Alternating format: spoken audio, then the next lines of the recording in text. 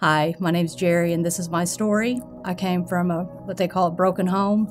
My parents were divorced at a young age. I remember spending a lot of time at my grandparents' house, and I guess during those times, my early years, that's when I had heard about, Jesus.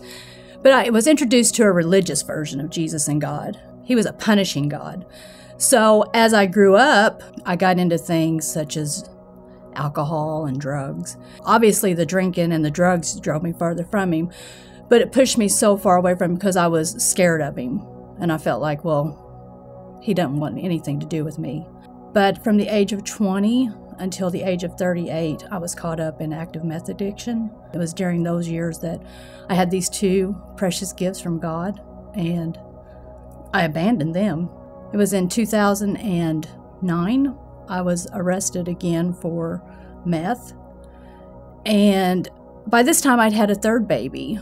Well, in 2010 I had a very, very bad car accident, but something happened during that time, right after that car accident. And I remember I started talking to God. Like, I was hopeless and I was broken and I just didn't have any way out. I had to go see my probation officer, and I remember getting up that morning and looking at myself in the mirror and thinking, jail would be a reprieve right now from the way I'm living. I was on the verge of losing my youngest child at that time. And so I went and I took my drug test for that morning for the probation officer, and I flunked, and they took me to jail. And these women came in. They were from the Rhodes Church, and they were bringing in Bibles, and they were just, they were loving on us. They showed me who Jesus was, and they told me, they said, Jesus died for you.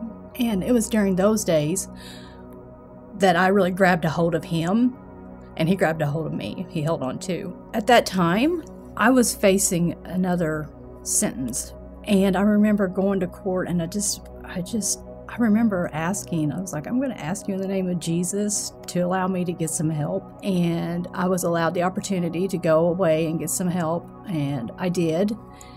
And that was in 2011. So since that time, I've been coming to the Rhodes Church, but I have a beautiful life today. And I've had relationships restored. So those two children that I had abandoned, I get to have these beautiful relationships with them now. And I have a grandchild, and I have a beautiful 15-year-old daughter. I have a husband who is supportive, and I have a stepson. I get to do a job every day where I help other people who are struggling with addiction. I just want people to understand and to know that it doesn't matter how far gone they think they are or how dark things seem, that God is waiting for them. And if they will just reach out, he will take a hold of them and he will restore you. His grace is new every day. So we don't have to be perfect because we have a perfect God.